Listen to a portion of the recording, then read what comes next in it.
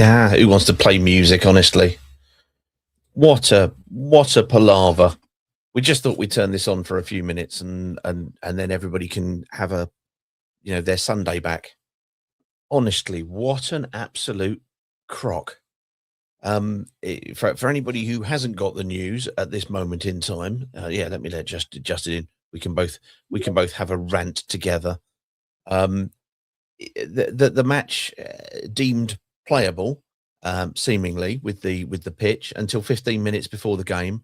So many of our supporters and so many Hull supporters who also, like us, have people who travel to away games great distances have the game not going ahead because of the some areas around the pitch deemed potentially dangerous. And yes, they'll play the safety card and player safety has to be. But at what point was that not seen?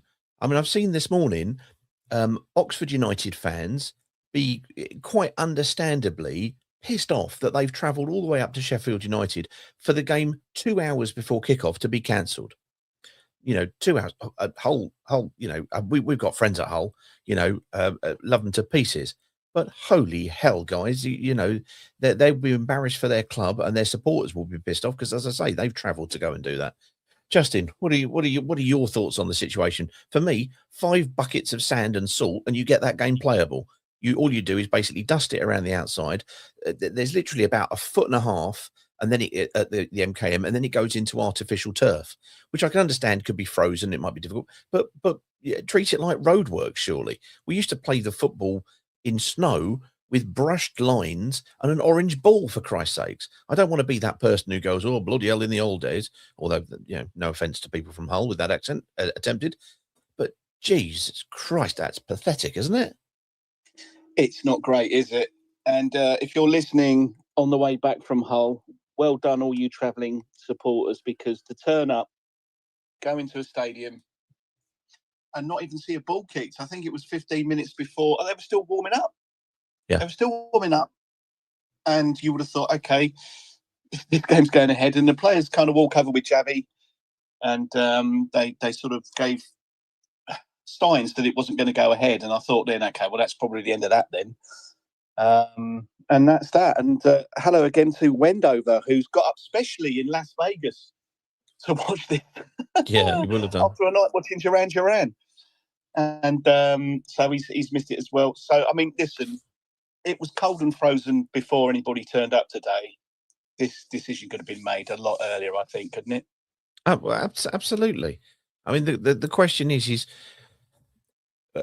everybody knew it was going to be cold yesterday. What part? I get the undersaw heating. You've got to make it playable for the players. If there are areas of the pitch, as was the case at both Portsmouth and at Sheffield United, Sheffield United have undersaw heating, but for whatever reason, not turned on early enough. Maybe broken down. Maybe not used in the snow. Who knows? Fine, but to have areas that aren't treated in any other way, completely untreated. If anybody else was watching the stream like you and I were, then you'll see that from about 25 to 20 minutes before the game, there were a load of people standing in what did look like icy sort of dugout areas, the technical area, making absolutely no. These were all guys standing around with little forks and everything, presumably to go and have a go at the pitch. None of them were having a go at the technical area or the areas that would seem to be kind of iced or potentially dangerous. I also get it when you decide that you're going to make a call early. I remember Middlesbrough got one a couple of years ago. I think we had one as well, where it was deemed unsafe for the spectators going, because if you're travelling and you're going in the ices ground, that wasn't the case. People have travelled. People have travelled great distances to this game, but because there's a little bit of ice on the side of now, if anybody can tell me that that's not the case, then go right ahead.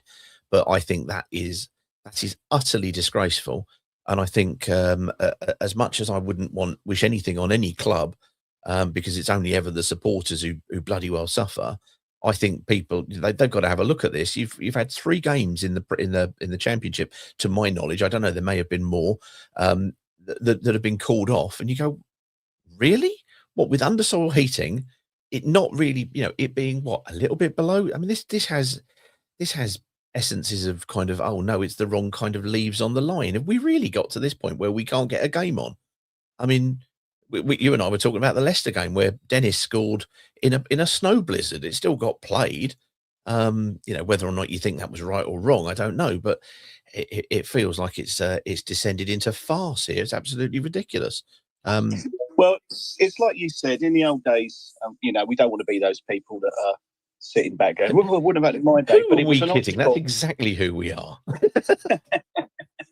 But it was an orange ball on a snowy pitch and games got played. When will this now be played? It's going to be midweek, I guess. Yeah, it'll be a midweek. So that, as we all know, Hull in the midweek is always, it's almost tropical. No, it's not. Never mind. Oh, well, Mr. Neil Silverstein is joining us. Neil, sir, what are your thoughts on this? We won't harker on this for too long because it's a game that's not being happening, so there isn't much to kind of go on about. But it's the opportunity to vent, I suppose. But what are your thoughts on things?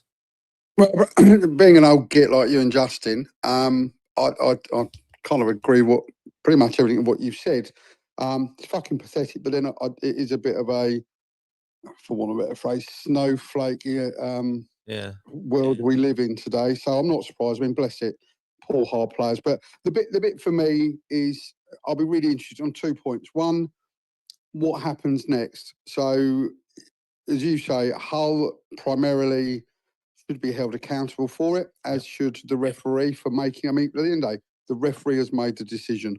So that fucker should have made it some time before, because I don't know what changed in the 2 or 3 hours leading up to him making that decision. So I'd be looking at the referee and then Hull. Right. And then in some way, shape or form, I pray that the club, or actually clubs, because Hull and Watford, do something to recompense every single fan that travelled, no matter where they travelled from, because it's absolutely disgraceful in this day and age to have it called off 15 minutes before kickoff. I mean, they were discussing it on screen, and everybody was going, "They're still letting people in."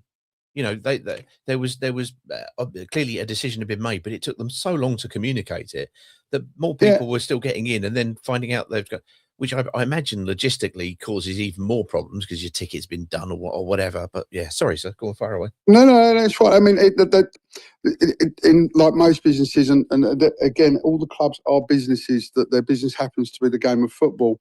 They won't have had a plan on what to do, so they've just been running around like headless chickens. Clearly, there's a revenue. They've taken the money for the tickets, blah blah blah. But I just hope both clubs sit down now and have some sense of justice towards the fans.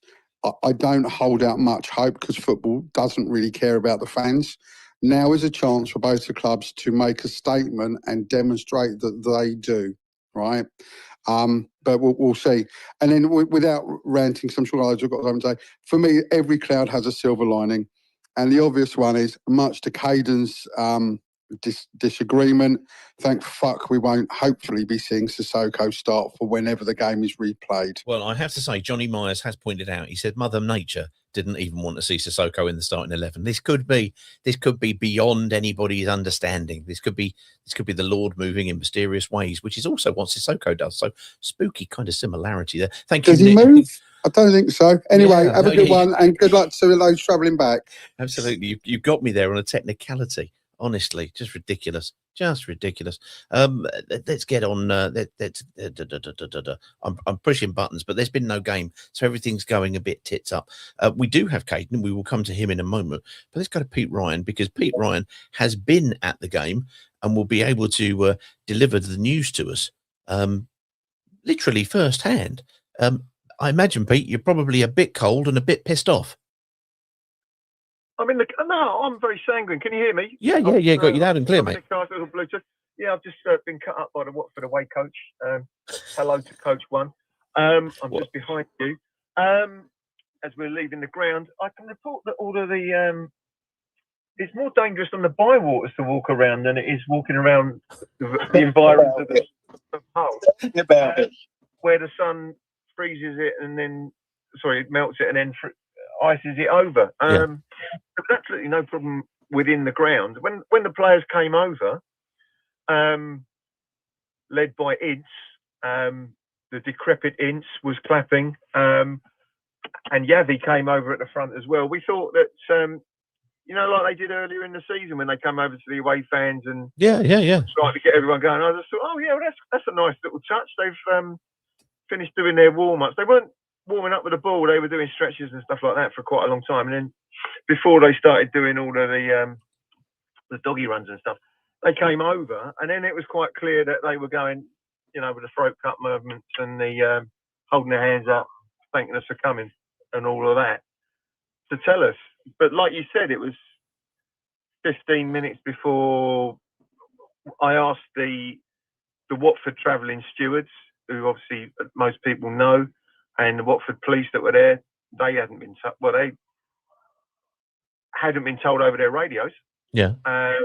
They'd heard the rumours like we had, but nothing had been confirmed to them. I spoke to the whole stewards, who get paid by the hour, by the way. I said, "You getting paid for the whole day?" Which I don't know, mate. So I felt more sorry for them. But yeah, we're unbeaten in 2026. The unbeaten run continues.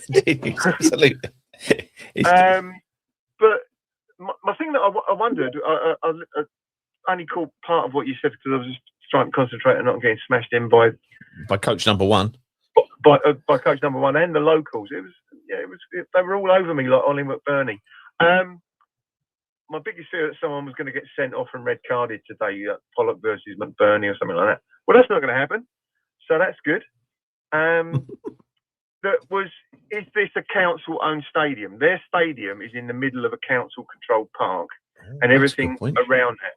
So I wonder if it was out of the hands of the referee and at the last minute, I've done a little bit of ground management and I know how these things go. Yeah. That someone with a health and safety certificate proudly on his office wall has gone, on the grounds of health and safety, I cannot sanction this. Yeah. Guarantee the safety of Mr. Iran Kunda, because I've heard he's from Australia and he's a bit quick.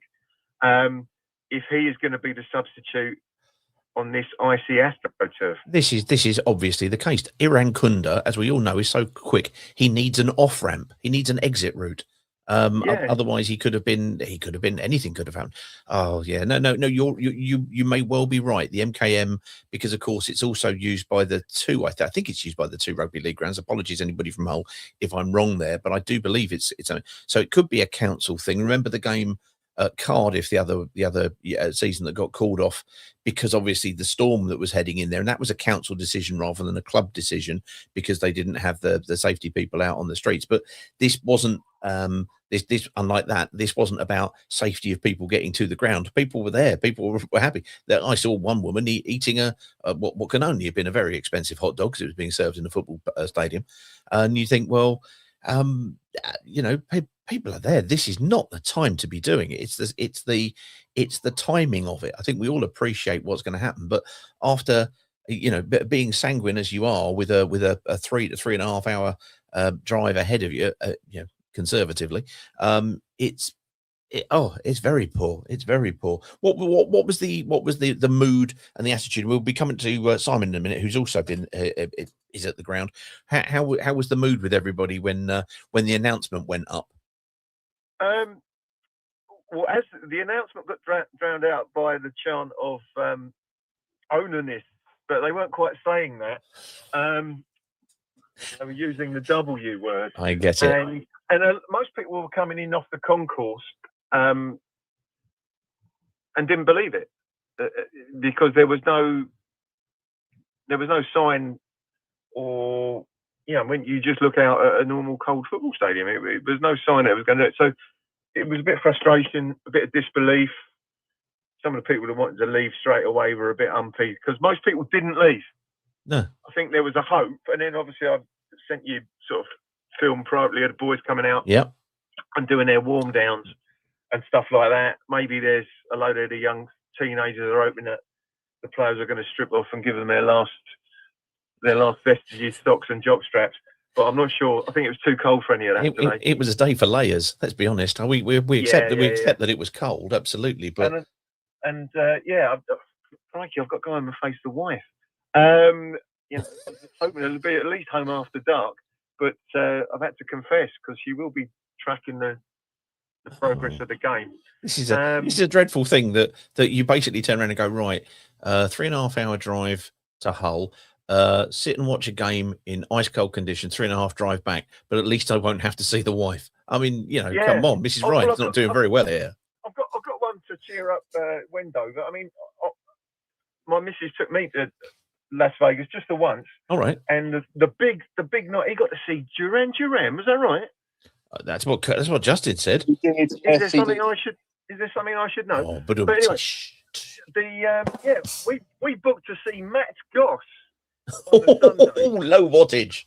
Yeah, I know, because he was the biggest show that we hadn't seen, and because he got a gig on Richard and Judy, I think on the Tuesday, he cancelled the show without that. So we turned up, a bit like I've turned up the whole city, and were told 15 minutes before he was due to be on at Caesar's Palace that he didn't fancy it, and he was across the pond, and we weren't, and we couldn't. You're a jinx, mate.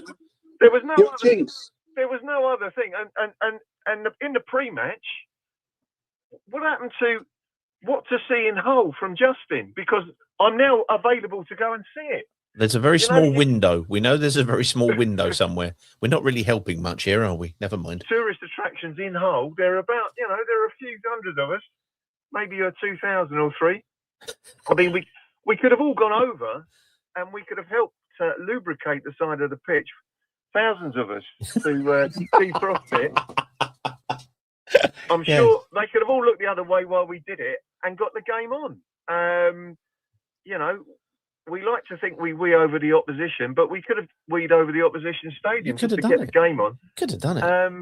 And really that should happen. Anyway, so I didn't vote for Matt Goss when he went into the jungle, and neither will I ever support him again. But Duran Duran, the boys from Pinner, they must be Watford fans, and hopefully, if Greg wore his Watford Elton shirt, they would have acknowledged that in the crowd. That's all I can say about it. Well, I have to correct you there, because obviously Duran Duran, a Birmingham kind of band. It was Simon Le Bon that was from Pinner, and claim to fame, my wife delivered the paper to Simon Le Bon's parents' house. There you go. What more could we possibly give you in light of a game not happening when it bloody should do? Pizza, drive carefully and avoid, obviously, all coaches of any variety, if you possibly can. There's Pete Ryan there. Let's get across to Simon. I'd let him in, but it's spaces. Everything can go up, down, as well as sideways. Simon, are you there? Simon, if you can hear me. Oh, no, we've got no response from you, Si. Doesn't seem to be working. Can you hear me, Peter? Oh, I've got you. There you go. How are we doing, Peter? Are you well?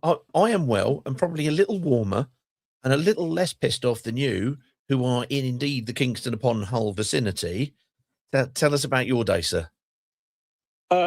Well, we were checking every half an hour. We were setting an alarm to have a look if it was off, and got all the way into the ground. And then, literally just as your previous caller said, we were in the concourse and then came out to stunned disbelief. But I've got a little bit of info. Okay. I don't want to be that person that says, "Oh, I've got connections," but I was involved, obviously, in setting up the fan board, and we won't mention who the connection is, but I know you sort of worked out who it is. Possibly. Watford officials are fuming. Apparently, the sprinklers were on all day yesterday. What? We know that they've got an injury list as long as your arm, and the Hull players were telling the Watford players at 1:30, this is going to be called off. And I've been given permission to tell you that, but we both shouldn't say who it's from. It's from Deep Throat. I think we should give Deep Throat a name. Deep Throat is it shall be. Louis Teixeira, go and look up that. That'll be fine. Oh, my Lord. Well, I saw similar comments made about the Portsmouth game, which got called off against Ipswich, and Portsmouth have got 4 or 5 people out, and but this was cancelled this morning, and most people were going, oh well, well done to the ground staff, you've given the medical team some more time to get back in and at it. So if it feels like a common thing, and to have the, in this weather, to have the sprinklers on is ridiculous. I mean, but it wasn't the pitch that was the issue in the end, because they have got undersoil heating. They've got undersoil heating, but all the surrounds Was all absolutely soaked. When I get off, I'll send a couple more photos. I've sent you one personally as well that we could see from the stand. I've got one from my contact which shows actually one corner more on the grass by the corner flag, a lot more icy and so on. But apparently, they with the temperatures, they had the good sense to put the sprinklers on all day yesterday, which from what I'm putting two and two together, Watford are absolutely fuming, and sounds that this has been orchestrated by Hull to get the game off. Ouch. Blimey. Well, and I've been told I can share that with you, but not who it's from. No, of course not. Well, if that is the case, and if it proves to be the case, then one would expect to see recompense delivered from Hull City. It also comes down to, and I mentioned Middlesbrough earlier on as a game, if you remember, that was cancelled because of public safety. But if we go even further back, there was a game where they just simply didn't turn up to Blackburn in the Premier League, one of the years they got relegated, and they got docked. Basically the game got awarded as a 3-0 win. I mean, if there is evidence of this, it's not going to happen. It would need, let's face it, the FA or the EFL to grow a backbone to do anything like that. But that's awful, and I wouldn't want that on the Hull City team. Or if, for example, we managed to sneak into a playoff or an automatic position via 3 points that were awarded due to chicanery elsewhere. No. We've already thought of this. So I'm with Dean Maloney, and I'll tell you an away day story. This has gone one better because we actually made it to the ground this time. But no, we've already thought that. Look, they can't. This story is not going to end well. I can tell. Go on. They can't give us the 3 points. They'll have to replay the game. Yeah. But if they can find that this has actually been orchestrated by them, then I don't see why they can't deduct whole points. The story, Dean at least actually got into the grounds. I don't know if you know Dean Maloney. He's driving at the moment. He took my lad and his lad and went all the way to Burnley once. I had to pull out the last minute and couldn't get to it. Mm-hmm. And they actually got to the outskirts of Burnley, as you remember, a few seasons ago. And they got right to the outskirts of Burnley on an evening game. So they went all the way up there to basically go to a McDonald's on the outskirts of Burnley or whatever it was and come back. All we've done is we've done an away trip to Hull today just to get cheap fish and chips for lunch. That's not a very happy meal, is it? I mean, let's be honest. And we are we're harking back to Justin's local attraction segment here, but Burnley and Hull, there aren't many reasons you get in a car and drive for hours and hours to get there, only to find out just before kickoff they've decided, nah. No disrespect to either place, but yeah, that's very annoying. I remember once being on a club bus, and about an hour before, on the way to Barnsley, they called it, but we all thought it was going to happen anyway. We knew that particular one, but this one is just ridiculous, ridiculous. Anyway, look, I'll put the photos on. I've thrown the grenade in the room. The other people to go, but listen, you can verify that my source is my source is very kosher indeed, and let's just say Watford were a lot more willing to get this played than Hull were, and they're absolutely fuming and remonstrating about all of this. So I'm sure we probably haven't heard the last. Well, yeah, absolutely. So, well, thank you for letting us know. Much appreciated. And thank you to the guys in Watford for getting that message out. I really appreciate it. Simon, Dean, family, make sure you have a safe journey back. Make sure, nothing worse happens on this particular one. I'm going to go. Caden, do stay with us, mate. I will come to you, I promise. Snowboy, stay there. We're coming to Romania. Johnny, stay there. But the first person I'm going to go to is Danny Iron. Now, I'm going to go to Danny, because there was a bit. Danny, are you there, sir? Danny, are you there? Hello. Now, I appreciate we're going to ask you about your afternoon in a minute. However, I'm going to tell you a little bit about my one. I was sitting there watching watching everything going on, and I looked up at the telly, and the discussion was, it's been called off, and the next thing, I see Becky's face on the screen, and there you are next to her, and Becky's looking very annoyed. I want to know Was this about the postponement, or had they run out of mayonnaise sachets? Combination of both. Oh, Can I just say, Christ. where did you see that picture? Where did you see that picture? In my home in Bratislava. Oh, okay. Okay. Which I travelled all this way, and the game was postponed. What a nightmare! Never mind. Yeah. Never mind. You were just coming through a vomitory and talking to a steward who I imagine was probably saying, "Game's been called off." Go on, sir. Tell us about your story today. No, it's obviously on the minibus with Phil Williams and Oh, excellent! Hello, everybody. a few others. Yeah. So we just stopped at. He's filling up at the moment with petrol. Phil is filling. This is Colin, by the way. You might know Colin. I know. Can you Colin. tell Carl to stop taking the piss out of me? That's I'm sorry, that's a core value as far as do not scratch your eyes are concerned. Never mind. Go on then. Tell us about it. So we obviously we didn't have really much of a day. We just sort of stopped off at service station to get some grub and then into Hull, got to the pub, literally walked to the ground, literally bought a programme in the tickets, and then I literally walked in the ground and everybody was saying it was off, and then literally Stu was saying they don't know, and then literally I saw the players come over and say, yeah, the game's off. And then even then, nobody knew. And then it literally announcement. I think the announcement was about quarter to 3, games been postponed. I'm like, it's something just doesn't sit right with that for me. No, I agree with you. Yeah. People, and you'll remember from previous games, of course, you know, Harry and his family who'd come over from America, 4 straight wins. They got on the plane before this game. Now we were assured by Nelly that this good fortune would carry on due to the fact that international coverage would still mean that he was on British soil, but of course he wasn't at the game. Technicality, never mind. Oh, it's just so. It just seems so pathetic. I don't know if you heard Simon before. I heard.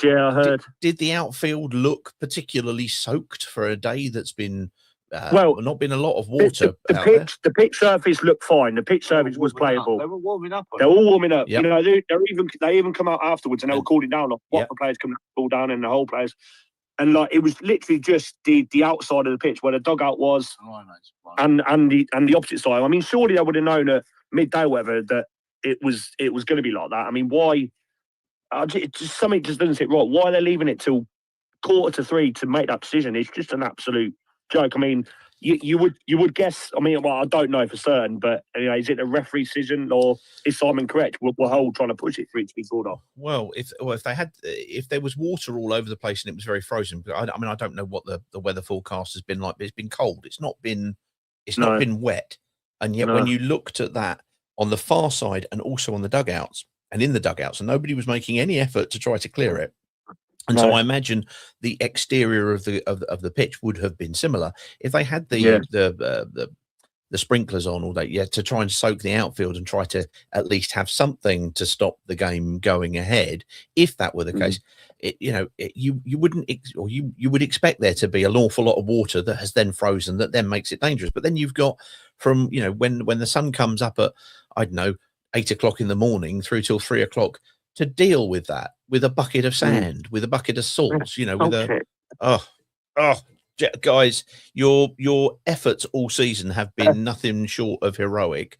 As with all fans who travel away and do this, when everybody who's got fans who are so prolific in their attendance and so kind of vocal in their support, especially at the away games, and this isn't what's needed. And as I've said a number of times, we've got good friends at Hull, lovely people, nice club, it's just the wankers that run it and administer football or do this. In this particular instance, the referee has to come and make sure that the area deemed to be the playing surface is safe. So it would be, which again, like 100%, the player safety is paramount. That I'll get that, but it's just the timing of it. It just doesn't exactly. Yeah, exactly. So, but I would suggest it would have to be a referee decision. I mean, Pete Ryan just mentioned, the safety officer at a council-owned facility might come and say, "Oh, you can't do that there." That's which might influence it. But presumably, it's the referee who gave it the go-ahead at 11 o'clock, who gave the go-ahead, presumably still at at 1 or 2, you know, just making sure everything was there. How has this come up? How has this snuck up? Oh look, there's an Arctic tundra in the dugout. Who knew? Yeah, I was going to say, it's it's not surely good. that's not just appeared at 2:30, has it? It's clearly been there all day and obviously all night. So it's, I don't know, it's somebody Dodgy has cocked up dealings. somewhere. Dodgy dealings. Yeah, it's, but you know, I'll hopefully be at the rematch whenever it is, and let's just hope that you know, I mean, we really could have done with playing today, you know, in a good run of form, but Hull having all them injuries, I mean, similar thing happened to Sheffield United, didn't it? They had a lot of injuries and they've called it off. But I mean, this 15 minutes before kickoff is just unacceptable.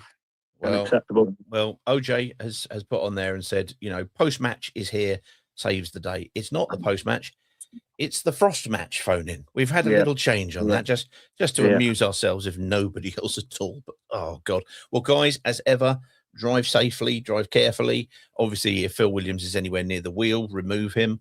You know, all of these things for your own personal safety. And of course, don't forget, if you go past any service stations, I think the majority of them sell mayonnaise. You can placate the wife with some Hellmann's. That'll be good. Absolutely. All right, guys, safe journey back, and take care, mate. Hope you have as good a Sunday as you can have driving back from Hull after all of that malarkey. Oh my lord. Oh my lord. Let's get to Caden. He's been waiting for absolutely bloody ages. Caden, sir, are you there? Well, good afternoon, Peter. How are you? I take issue with your first words. Good afternoon, it is not.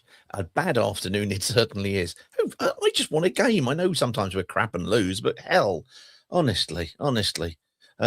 Sorry, we've been banging on about sounding like old people talking about 1970s, 80s, 90s, and indeed 2000s playing football in the snow with orange balls and brushed sidelines.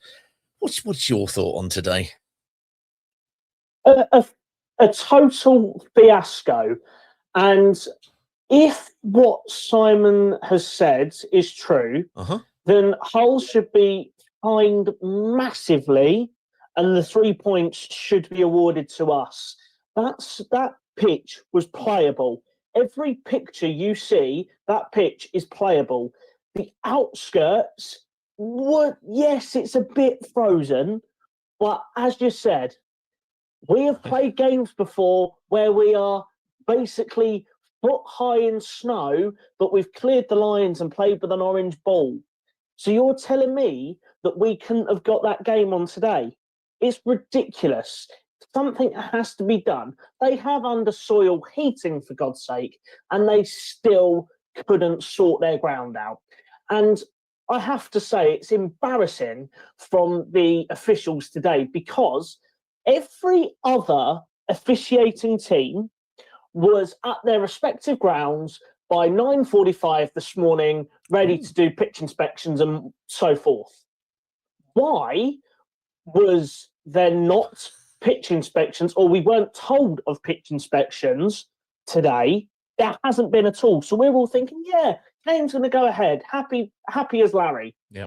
And then we find out 15 minutes before kickoff, oh no, it's suddenly there's, you know, a lot of ice appeared and people don't want to play, or linesmen are uncomfortable. And all that I've heard and been told is that it wasn't the main referee, and it was the fourth official that made the final claim, which that shouldn't be the case. It should be the main referee to make the decisions, and his decisions were it's playable. So therefore, that game should be played. And we know what's going to happen now, as Justin pointed out. Yeah. This game is going to go to a Tuesday night. Oh, cool. There is always the possibility that we normally have a weekend free for fourth round matches of the FA Cup. There is the flip side that should both Hull and Watford go out to Bristol City, and they've got Blackburn. Should we do that? We could replay it on a weekend. I appreciate that is a silver lining in a very grey, threatening, snowy looking cloud. But that would be one thing. If it does go tits up for us and them in the FA Cup, then it could be, but that's a long shot. That needs a lot of variables kind of taking place in it. We have seen and we have heard from Johnny Myers, who has put the fact that Mother Nature didn't even want to see Sissoko in the starting 11, which is an excellent start to a game when everybody's pissed off because it amused us. That starting 11 with Sissoko in, I have it on good authority that, that there's nothing wrong with Jack. He is simply very, very tired from having come back and played a lot of games in short part. Does this mean, do you think, that when we get to next Saturday and the Bristol City game in the FA Cup, I think we would have rested up an awful lot of players for that game? Do you think we do that now, or do you think we take the FA Cup seriously because we won't have had a game in 10 days before taking that game on? Rest up again against Bristol. The Christmas period has taken it out of these players, and we saw it at the end of the last game. So I would be resting heavily against Bristol City. I would virtually be playing a lineup of the academy, but the only way I don't see that happening is because on Thursday you have the FA Youth Cup at Vicarage Road, and if anyone is not going to that, please get down to Vicarage Road for the Youth Cup. The new youth team is fantastic, and there's a lot of new players that have definitely got a massive chance to be a part of the first team for the future. Well, of course, that would be the only with the under-18s, and when we've had a good set of under-18s for a few years now, obviously a quarter-final and then a semi-final in the FA Youth Cup last year again, and with the new intake, shall we say, probably not the right word, but you know what the heck. We've also got obviously the under-21s, and a lot of those guys from last year who should be able to, if they've not been released, step up and fill those spaces. And you know, the fact that we had such a short I was going to say a short appearance in the League Cup means that those guys haven't really had many opportunities to play. So yeah, I agree with you. I think that would be good to put them forward on. Yes, I would much rather play the academy and lose in the cup and go full throttle for the playoffs and promotion in the Championship, because that's what is needed. And there's been a lot of people saying this week that Gino will sell if we stay down. No. If we want Gino to go, we have to go up, because Premier League, is a lot more of a money-making business than the Championship. Owning a football club overall is, not profitable, but it's a little bit more profitable in the Premier League than the Championship. In the Championship, you lose millions and millions and millions and don't gain really much back. Whereas in the Prem, you obviously gain a bit more back than you would. So that's the only way I see him selling the club. The thing is that Gino has had opportunities to sell, but the offer has not been matching his valuation. We can say what we want about how his valuation fails to intersect with reality at any point. However, if we were to go up, the difference is, as far as I look at it with the Premier League, is that there's a whole tranche of different buyers, first of all. So you are potentially selling to a lot of other people with a lot deeper pockets who don't flinch at being able to be in the Premier League, even as a one-off. It's a potential there. The main difference is, as I describe it, you basically have a much bigger bucket, but that bucket has a much bigger hole in the bottom of it. There's more money, but there's also a lot more expenses that are going out of there. So in terms of the word profit, yeah, football clubs don't tend to make an awful lot of those, so that they don't really kind of pay tax on anything. From that point of view, the difference would be the number of people who would be interested and the selling price, because most clubs are valued based on their revenue projections. And once you're into the Premier League, as we know, you're looking at 2 years, if you only stay in once, of parachute payments, plus the year to the TV revenues there. So from where we are now, with a turnover of probably circa 21 to 22 million is a guess, until we get the next financial accounts. I won't know for sure, but I would suggest that would be in or around that sort of figure. Then you suddenly get up and you're getting 130 to 140 million. imagine what that does to the turnover. Yes, you're back up to 160, 170 million potentially, and that has a difference because football clubs are typically sold as multipliers of their revenue. Other factors obviously are available, and obviously if you look at the team that we've now got, and it was a concern, but it was a conversation I was having the other day when we were looking at prior to us signing Doumbia. I was looking at the accounts that year and said, I'm rather concerned we're not putting more players on the conveyor belt to improve and going through. I think we've now got a conveyor belt that's nicely stuffed, thank you, with players who could be sold, and then more of those players, hopefully some from the youth and the academy, others to be scouted, could come through. If we got up, let's face it, all bets are off, because look how people are now staying in the Premier League. They are busting the bank to stay there, taking the hit on points and then trying to crack on from there. Right, let's get to Johnny. Thank you very much, Caden, as always. Johnny, you're based in Leeds. I'm imagining this is going to be a slightly less nightmare of a trip for you on this particular occasion, but a nightmare one still nonetheless. Yeah, thanks for having me on, Peter. Of course, mate. I'm in the car now with Miles has given me a lift back to Leeds, but yeah, we've been to Holland back today. Oh, but never dull and Hull. Sorry.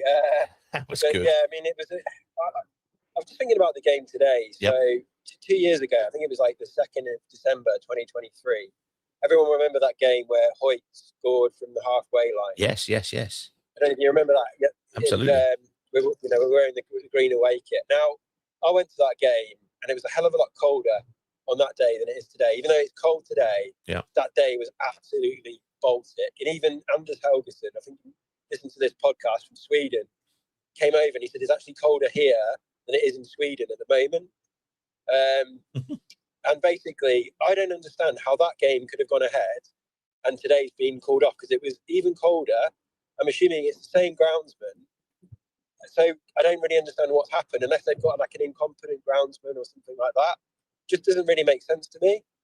I don't know if do you remember that game? I do. No, I do indeed. But yeah, I mean, who doesn't remember the halfway line and then the standing on the advertising hoardings, Christ-like towards Watford. Never one to undersell his role at Watford. Old Wes Hoot. Yeah, no, quite an iconic picture. Oh, there is indeed. Go on. But yeah, I just can't see, how that game, even worse conditions, colder than Sweden, apparently, according to Anders Helgesson, and yet today's been called off. It just doesn't feel right to me. And my understanding is that, like people have said, it's the bits around the pitch and it's something to do with the linesman called it or something like that. But yeah, it just seemed a little bit sketchy. It just doesn't seem quite right. Well, there's a comment made, and I don't know if it's attributed to Alan. I don't know if this is Alan Lathwell. If so, hello, Alan. Says the fourth official can make the final decision. He's the equivalent in seniority to the match official. We were just talking to Caden, who said it shouldn't be him. It should be, and it typically. And I know this from a non-league rather than league point of view, but you can bring in a local referee who's got the wherewithal, the seniority to call off a decision, even if it's not the one who's travelling to take the game, for example. And I imagine this would be something similar. There are criteria, and they need somebody who's qualified to do it. It would seem a slightly odd call to make, but maybe the referee's still travelling. Who knows? But at 2:45.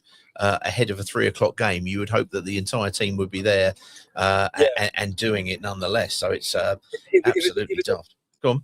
It was all a bit surreal because I got on the ground, but I saw kind of Javi coming over with the players, and then he started doing signalling something's off with his hands, and I was like, "What's going on here?" And people just couldn't really believe what's happened. And but I thought, that's a bit weird. Like he never really comes to the away fans before the game. And I thought, okay, maybe he's just giving us a bit of appreciation for the travelling support, like coming on a Sunday or something. But yeah, it was all a bit surreal, and there's quite a lot of I mean, fair play to the whole fans.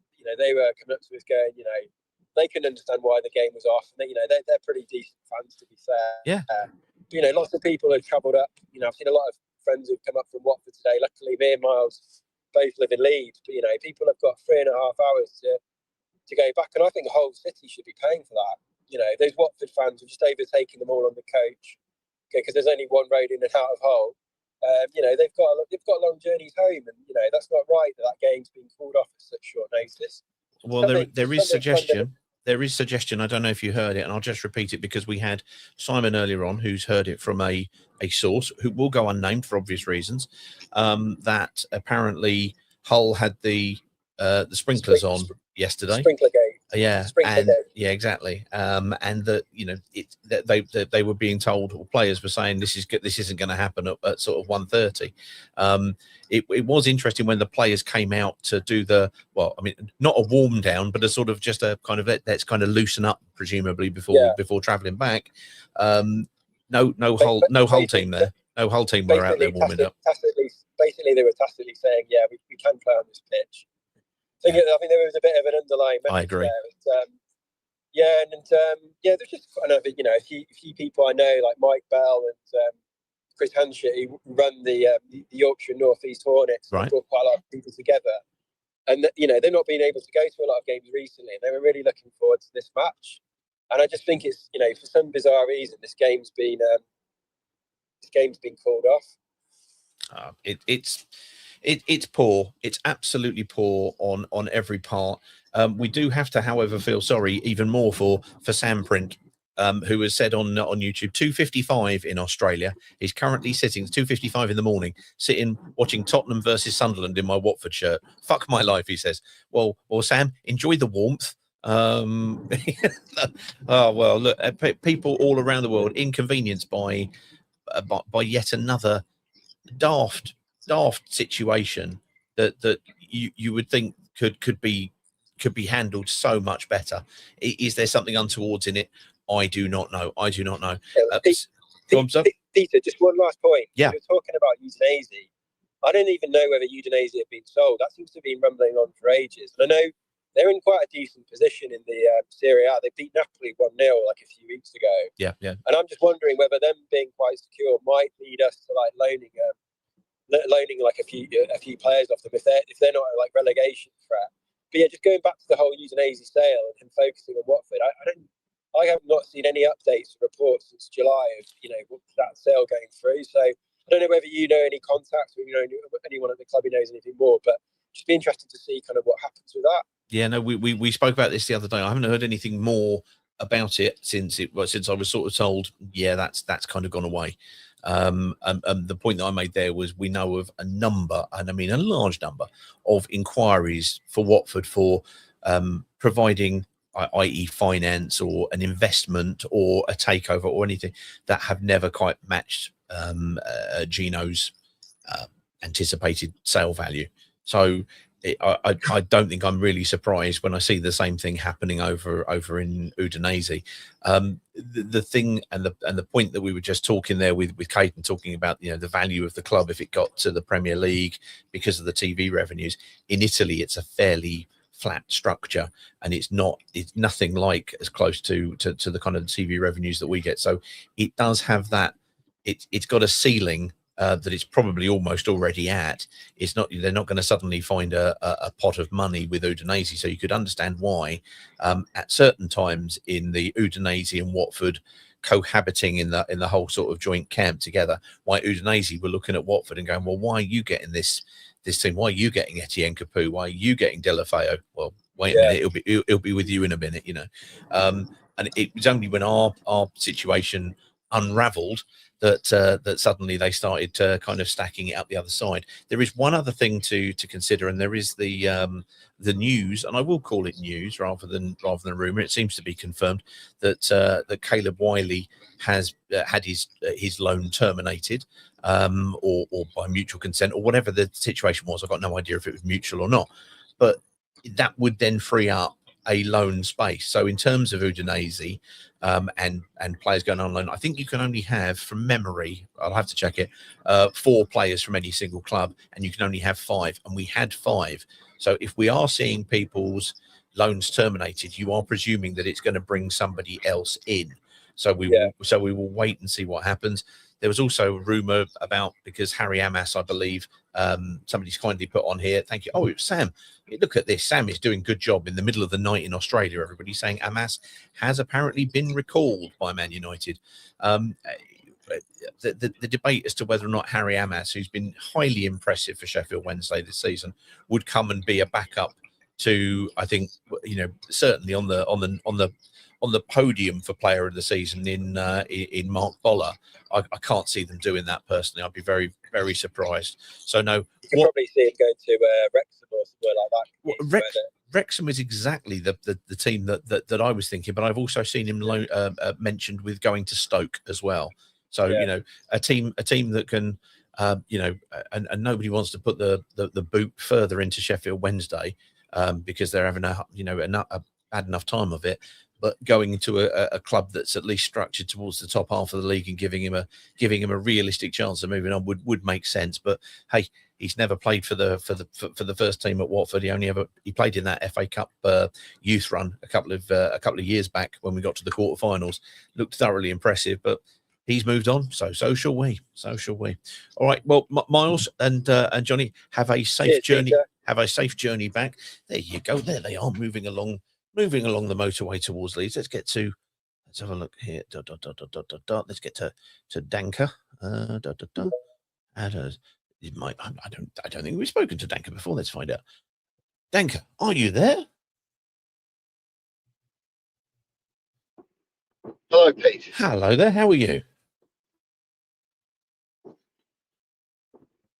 Oh, have we got intermittent signal? Danker, are you there? Yeah, fine, mate. Can you hear me all right? Oh, got you there now. Lovely stuff. You sound like you're coming away from Hull. Yeah, I'm just pulling over a stop where I got a signal. Okay. And Lurker called in.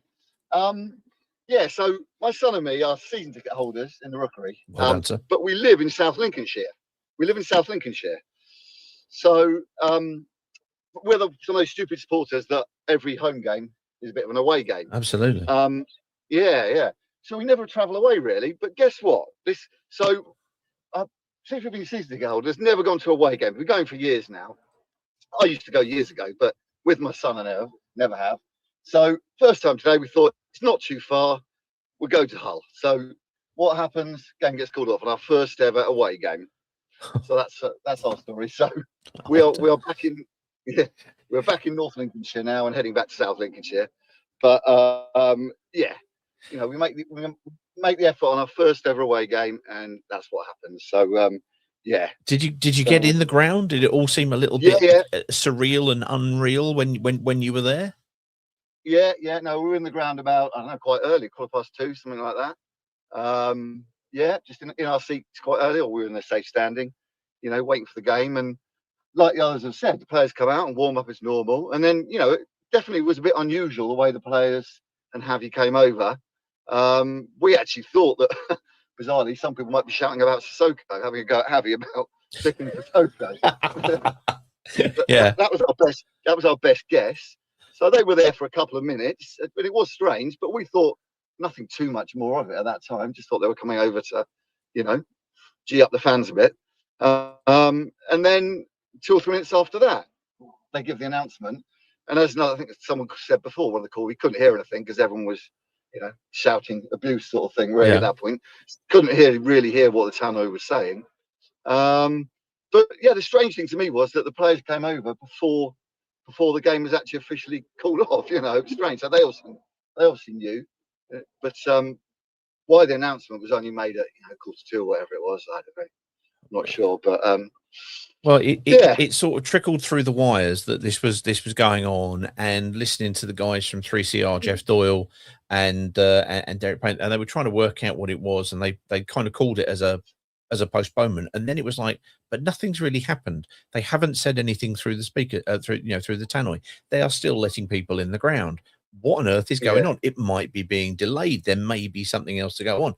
And who is this? Hornet Gags. Thank you, Hornet Gags. Says picture on the Wobby. Good use of the word Wobby. Watford Observer website showing that they had blowtorches out trying to thaw out the sidelines. I mean, I heard use of the phrase flamethrowers earlier on, which may be slightly more dramatic than blowtorches. But surely there's better ways to make cold ground and kind of icy ground safe. Or am I just a bluff old traditionalist who thinks that sand or maybe salt will kind of give you some kind of traction on this area? Coming out with flamethrowers seems a little bit over the top to me. Yeah, but we certainly didn't see any of that. But there was a guy next to us who'd been in the ground before, and he said he saw them putting what he thought was salt on it, Yeah. but certainly just any flamethrowers. And down the side of the pitch where we were, it was hard. I mean, it's weird. The pitch to the AstroTurf is there was a very small strip Yeah. between where the pitch and 60 centimetres, maybe a metre at most. Yep. Yeah, so that looks very slightly white and icy. I suppose the icier bit was over towards the dugout. There's like some black AstroTurf or whatever. Yep. So it must have been on that side, I think, where the problem was. But yeah, as the players were warming up, to us, it looked perfectly playable. I don't know. So I do love my quote when I asked you, did it feel surreal? And you kind of, I know it's not exactly what you said, but yeah, they'd selected Sissoko in the starting 11, and then we're talking about flamethrowers. This is Watford versus Hull, people. You know, cool. Yeah. Oh man. Well, I'm sorry you didn't get to enjoy an away game. If you are going to be going and trying it, trying your luck again, and I appreciate you may feel once bitten, twice shy with this whole thing. But where would be the next away game? Because obviously we've got Blackburn, so now that's a bit cross country from where you are. Would that be doable? Do you think? Well, a little bit. I was up that way the other day, actually, just after New Year. But yeah, it's quite a trek, really. Yeah. I've got to pick this one because it's probably an hour and 3/4, something like that. Yeah. We just come up through Lincolnshire, over the Humber Bridge, and we're there, sort of thing. So that's why we picked this one, really. But yeah, we'll have to, I guess, try and get to the replay, whatever that is. Like you say, hopefully it might be or it could be the FA Cup weekend, that fourth round weekend. Yes. Yes. Well, if not, if possible. So in terms of the season so far, because we're having a chat for the first time, and let's momentarily talk about football rather than flamethrowers, ice, salt, and sand. Having gone to the home games, who would you guys and I want to vote from both of you if possible here, who would you give for the player of the season so far for Watford if we are not allowing you to vote for Imran Louza? Yeah, I thought you might say that. It's the kind of cruelty that I specialise in. Yeah. I mean, I think recently, Pollock has just been superb, hasn't he? Really, with as you say, it's nuts and bolts sort of defending. So, I think the way the defence has come together recently, I think definitely a vote there. Yeah, I don't know. Who would you say? I'll go Boller. Boller. Got a vote for Boller here. Oh, I think that's a very sound. He's just got, he started okay, got better, got good, he's just on this exponential improvement in quality all the time, which I think is a wonderful thing to see. So there we go. Well, gentlemen, look, be it a home game or an away game, feel free to give us a holler when you're making your way back to South Lincolnshire, because it's a trek from pretty much anywhere in South Lincolnshire, in my experience. So I can fully understand why you go, oh, for crying out loud, we go to an away game and look what happens. But that's all. Wonderful stuff. Well, all right. Well, there's Danker and Son on the sideline on the side of the road, finding patches of signal in Lincoln. Thank you, guys. Do please ring again. Let's get to David May and see what he thinks about the game that didn't take place. I mean, we're all talking about a game that hasn't happened for once. I mean, oh my goodness, David, what are your thoughts? Well, do you know what? Let's forget the game, right? Okay. I've come on to say this. Far away. At 7:30 this morning, when I was freezing on the train station at Hemel Hempstead going into Hull, and I got there, and then I got to the ground, and it was called off. I was absolutely fuming. Don't get me wrong. I had a lovely Japanese meal in Hull. It was a nice day. It was very cold. I was fuming, but I've had an hour to reflect from leaving the ground. I've had 4 Guinness at the Masters Bar in Hull. If anyone's here at the Masters Bar in Hull, I'm here. I'll buy you a pint. If I see you, I'll buy you a beer. Let's just reflect for a minute. I know it's a nightmare. Everyone's trying to scramble getting home. We had 4 on the bounce. Yep. What a Christmas period we've had. We have to be happy. I know we wanted to go back to work tomorrow. Having won the game today would have been amazing. But just, I know it's harsh. I know it's horrible. We're all annoyed that we're having to travel back in whatever ways we're traveling back from. But I'm going to go home tonight, and I'm going to wake up tomorrow double happy that we've had the most amazing Christmas period I think I can remember in many, many years. 4 on the bounce. I think we would have won as well today. Just a little bit of hope and a little bit of joy to those that are out there. My advice to everyone that's in Hull, come and meet me at the Masters Bar in Hull city centre, have some Guinness, and just be happy and reflect on such a positive 4 weeks that we've had as a team. That's all I want to say. I know it's cold. I know it's horrible. I know it's rubbish. It's out of our hands. It is what it is. Get yourself home, but be double happy when you go back to work tomorrow and you're talking to all your work colleagues about the team you support, and you say, Joe, what? We're the absolute bollocks, but the best Christmas period we possibly can do. 4 on the bounce. Just love it for what it is. That's all I want to say. Thank you very much. Oh, mate, this is absolutely top stuff there. David there, not only extolling the virtues of a superb Christmas period, but also, quite importantly, that is how happy you can be with 4 pints of Guinness down you. I think that's clearly the message we're getting here. And I like that. I like that very much indeed. Oh, well, what can you say with that? What can you say with that? Well, Justin, sir, I think that was all rather good, wasn't it? I thought that was a good view of everything that was that was thought about and considered. I mean, let's face it, we've just done an hour about a game that wasn't played. Crying out loud! Well, we could do that. I did like Dave's, kind of his whole idea here, which is, look, we've had if somebody had told us that we'd be sitting on 12 points over the Christmas period, we'd be going, yeah, all right, mate, I'll have a few more of those pints that you're having, which presumably would also be Guinness. But it has been excellent. It has been tremendous. Today is now covered in controversy, but we will see where we take it from there. Any learnings, any thoughts, or are you just still deeply pissed off? No learnings or thoughts. I feel fed up for the fans that went up there. And as you pointed out to me earlier on, we're talking about the good run over Christmas. But Birmingham and Coventry today. Oh, yes, that's true. Birmingham 3, Coventry 2. Frank Lampard's Coventry, as it's now officially called on all club merchandise, is but basically puts our 3-0 win over Birmingham into some context. Mark Cusher puts a positive award to Dave. Good on you, mate. Have another Guinness on me. Like it. I like that very much. Hornet Gags, who gave us some information, everyone says, Hull annoy me. Only been there once, playoff second leg, when Richard Lee decided we didn't deserve to go to the playoff final, never going there again. I think that's good. I think there's also John Parslow, who also has a deep pathological level of dislike for Hull. So much that when we talk to Ant, he normally asks how he is. 4 on the bounce is historic, says OJ, for Watford, I think. Best before this was 3-1-0 in 1928. Now, that is some statistics there. What did you think of the 1928 season before I told you that statistic? Me? Yes. No, not a lot, to be fair. Who was the manager then? I imagine George Kirby. Who knows? Sorry, in jokes are starting. Let's bring all of this to a halt. There is every possibility that we won't be doing a post-match phone-in against Bristol. Some people will know that my mum this year has ended up having 2 operations. Number 3 is on Friday, and hopefully she will be back out for it, and I will be having to kind of look after her, which is what's important in these days. So look, if there isn't after the FA Cup, we're not going to be doing a pre-match or an opposition view for that, because we're going to be speaking to our good friend Dave about Bristol City at the end of the month anyway.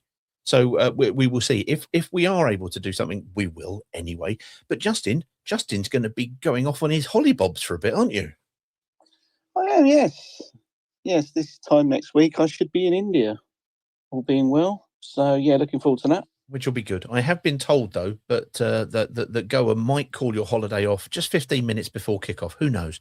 We will have to see. Flamethrowers will not be included. Anyway, guys, thank you so much for listening in. We just thought we'd come on and, in the wise people, let people vent. I think we've done that. You want.